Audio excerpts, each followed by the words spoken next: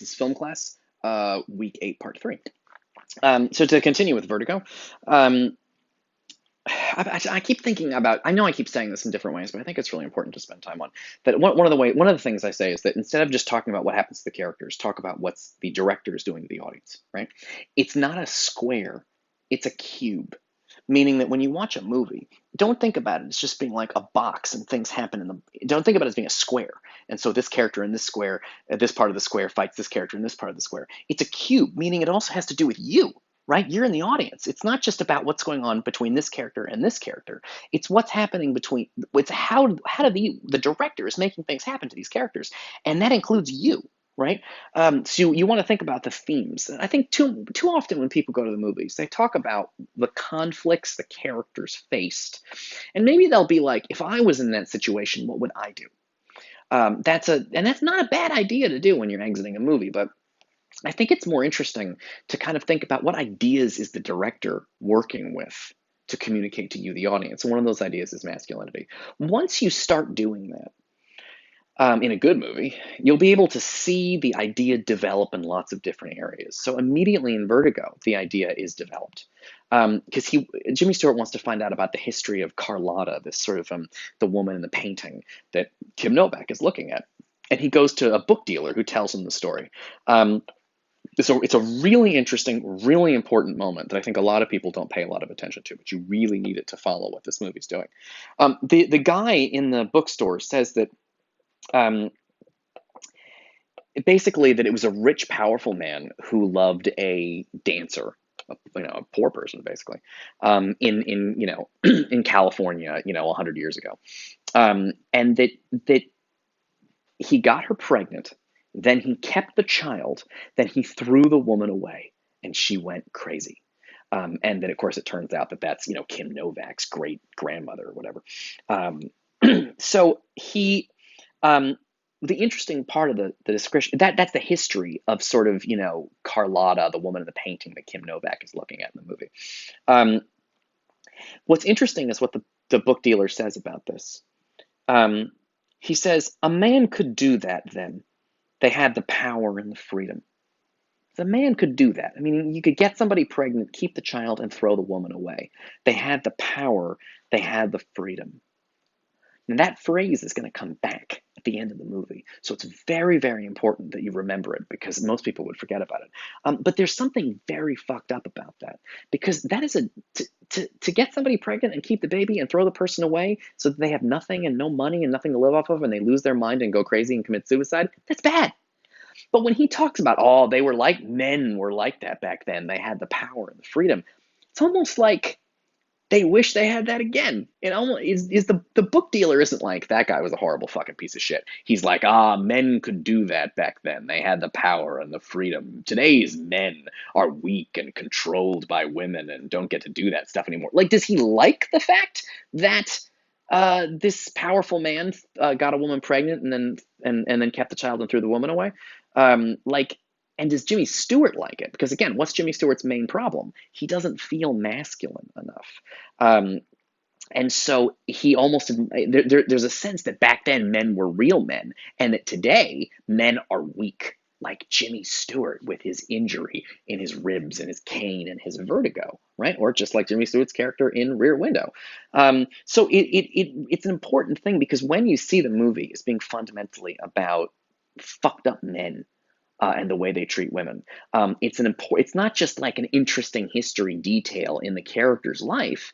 It's the larger themes of the movie that are kind of coming together in this way. So he follows Kim Novak more, and then she jumps in the river, and then he rescues her and takes her back to his place. And this is an interesting moment in the film.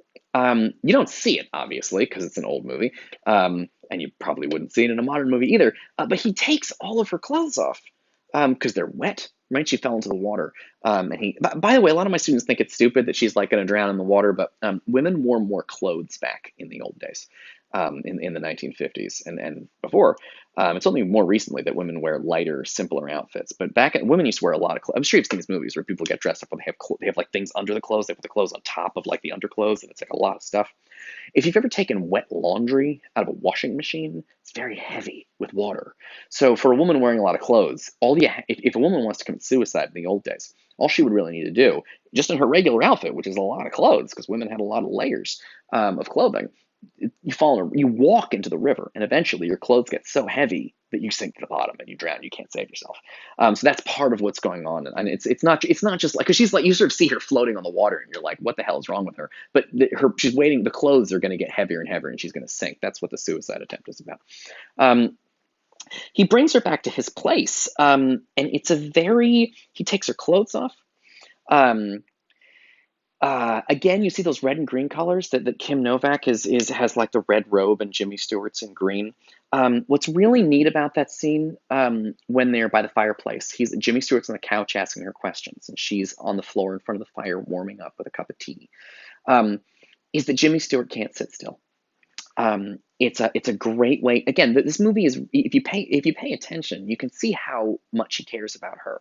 He's not comfortable around her. He's supposed to be a detective asking her questions, but he like sits on the couch, and then he says, and and he moves over here and he goes, let me ask you about this, and then he comes closer to her, and then he backs away, and he's like a cat stalking her around the room. He sort of circles around her.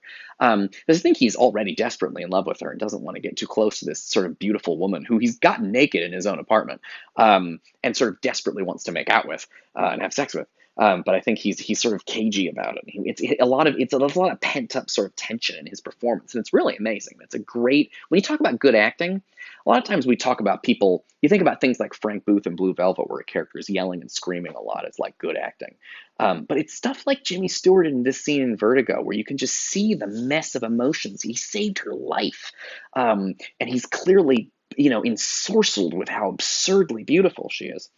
Um, um, yeah. Okay. Cool. And like they talk about, like at one point she tells him, "I'm married," because she can feel that he's like interested in her sexually. He, by the way, immediately changes the subject, partly because he knows she's married and doesn't want to lie to her directly, but he also doesn't want to think about the fact that she's married because he wants her for himself. Um, um, and he talks about he says, has this ever happened before? He says to her, has this ever happened before? Um, it's unclear. There's sort of, you can feel the electricity between them. And when he says, has this ever happened before? He probably means, have you ever fallen into the river before, or tried to kill yourself before, or whatever. But it sounds like he's saying, have you ever fallen in love before? Like, have you ever been with a strange man that wasn't your husband and fallen in love? They're sort of testing each other. There's a lot of sort of sexual tension between the two of them. They're clearly like very into each other, but they can't act on it because she's married and he's been hired by her husband to follow her and help her in some way. So he doesn't want, and she's in a vulnerable position. He doesn't want to necessarily take advantage of her, although he also does. Cool. Okay. And there's just a lot. It's just a lot of tension in the scene. Um, cool. Okay, we're doing good. Um, and they continue to hang out together. And there's this. I don't have a lot to say about the scene at the tree. Although I've actually been to that park with the big trees. I went there specifically because of this movie. But she sees a tree and it's been cut into rings, and you can see that the tree is like, been alive for 1,000 years. And she says, "Here I was born, and here I died, and it was just a moment to you, and you barely noticed."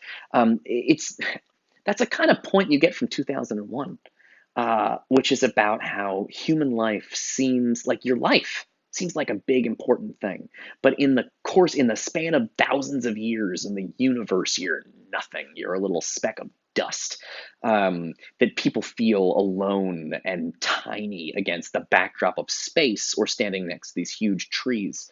It's a neat moment that sort of puts a context, like a big cosmic context about your place in the universe, on a movie like this. So it's a really neat moment that I actually really like a lot.